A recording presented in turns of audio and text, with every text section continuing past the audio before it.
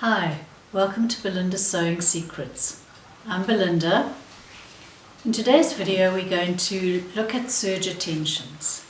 And I know there's a problem with serger tensions. It's a mystery sometimes. And I've been in the industry 40 years and I can tell you there is a way to fix this. So there are three basic reasons why you have problems, and in this video we're going to cover all three. So if you watch till the end, you will understand exactly why you're having problems. So let's get started. The first thing we're going to do is put all the tension dials on 0. Start from a base of nothing. If you look at your machine from left to right, the tension dials, the first one on the left is your needle on the left-hand side. The second one is the needle on the right-hand side.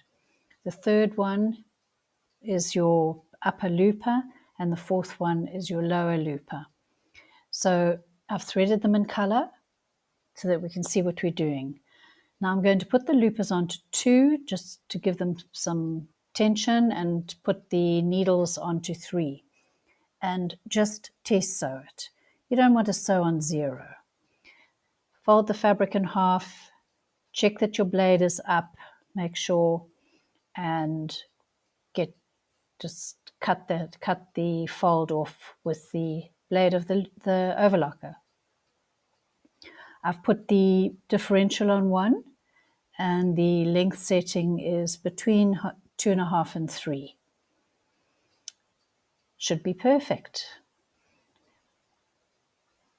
And just trim the edge. You don't want to try and miss the edge. Rather trim the edge, then you know what the stitch looks like. And cut with your scissors. Don't bring the thread forward and cut with your serger. Now if you look at this, you'll see that your tensions are a bit loose. The blue is a bit loose. The red is a bit loose. I can feel a little bump when I rub my thumb down the back of it. And the green is a little bit loose because it's being pulled up slightly by the yellow. So the green and the yellow work against each other. If the yellow is too tight, it'll pull green up to the top, and vice versa. So they tend to be similar numbers. Not exactly the same always, but similar numbers. So if you're finding your green is being pulled all the way up to the top, have a look. If the numbers are good, then check that the green one's in the tension, because it may not have been clicked in the tension. But they work against each other, and then the needles are as you find them. So if they're loose, check the threads in the tension, and if not, make it a tighter number. But if it's really loopy, then it's definitely not in the tension. So we're going to tighten the green slightly, leave the yellow one, and I'm going to leave the red and just tighten the blue, which is the yellow is the top, and the red is your needle in the middle. And it's just a safety stitch, so it would stop your fabric from laddering or fraying. It doesn't have a lot of stress on it, where the blue one does. That's your seam, and it must be strong. So you need that to be a bit tighter. And if you can get a perfect tension with the numbers quite low, that's so much better for your machine than having really tight tensions, because it pulls tight. And those loopers are so close together, and they just miss the needle anyway. Anyway, so you sew, test sew, have a look at it and see what you think. Once the stitch is perfect, once you're happy with the stitch, then you can thread it in one color and it'll be perfect. It won't change as long as you're using a good quality thread. Really, I use Ceylon, good thread. Now you can still see the little blue there, so I would tighten that slightly, and after that it's good. So now it's up to 5, the blue one, and the yellow is fine, the green is fine. So I would be very happy with that. They're meeting on the edge, which is perfect. You don't want one pulling the other one up. And if you're sewing and you get a random little pull up, have a look at how your thread is feeding off the reel at the back, because they do shake quite a lot. And if you put a reel upside down, it feeds slightly differently. Yeah. So just make sure that they're all the same way up. And test sewing, test sew all the time, test sew. So tighten the blue, leave the red, the other yellow and the green are fine. Now, if your thread is meeting nicely on the side, but you haven't got enough fabric in the stitch, that is not a tension problem. That is a different problem. So here, it's fine, all good, but the thread is hanging off the edge slightly. So no, and remember it's blue on white, so don't worry about that. So we're going to adjust the blade setting.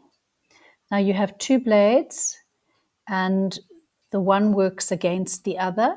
And if your blade is too far to the left, it's going to cut off the fabric halfway in the middle of your stitch.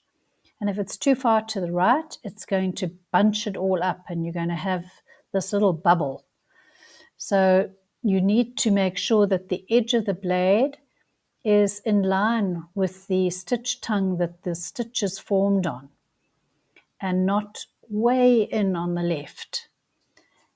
And your blades behave like scissors, as I said, and the one cuts up against the other one.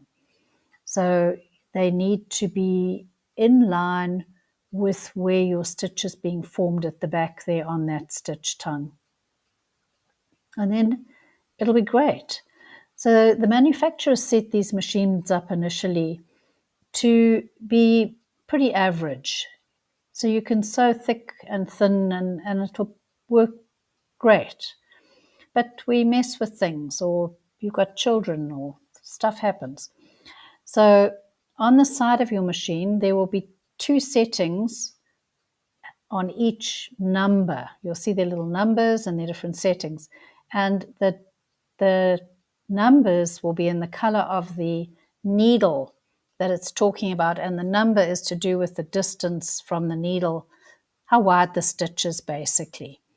So don't worry about that. What you need to worry about is if you're moving the dial clockwise, moving it right, you're adding fabric to your stitch, and if you're moving the dial left, you are taking fabric away from the stitch. So you're adding fabric inside the tunnel of the stitch, or you're taking fabric away from it. And that depends on what your stitch looks like. If you've got too much fabric in there, if it's all lumpy inside the stitch, then you need to move your blade to the left. And if it's hanging off the edge and it looks as if it's been cut off in the middle of your stitch, basically, then you need to move it to your blade to the right. And once it's right, once it's correct, 90% of your sewing, it will be perfect. Don't make it right up against the edge of a cotton fabric. You need a little bit of give there so that you can sew something thicker. But if you only ever sew cotton, then set it up to do that and it'll be perfect. So that's something that often people think is a tension problem, and it isn't. It's to do with the blades. So that's your solution number 3. And if you sewing on a very fine fabric, then you would like to move your, single layer fine fabric, maybe a 3 thread, then you need to just move the blade to the right slightly and it'll fill up the slack and you won't have that little loopy stitch showing on the side.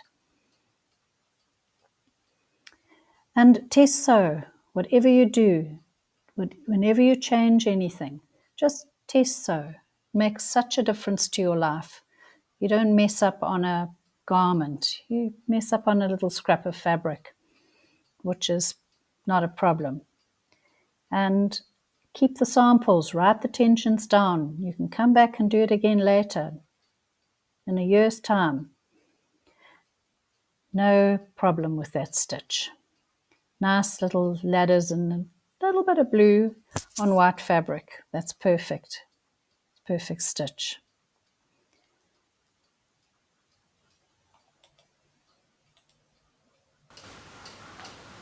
Thank you for watching this video. I hope all your questions have been answered, and if they haven't, leave a comment and I will do my best to answer them. If you like this content and you would like to see more in this vein, please subscribe to the channel, and I'll see you in the next video. I've done a video on Serger maintenance, which Linda Lou will point out, and you'll probably find it useful, because if you're not maintaining your serger, you are going to have problems, never mind just tension, and then it'll cost you money and time and annoyance. So watch the video and you'll have pleasant serger experiences.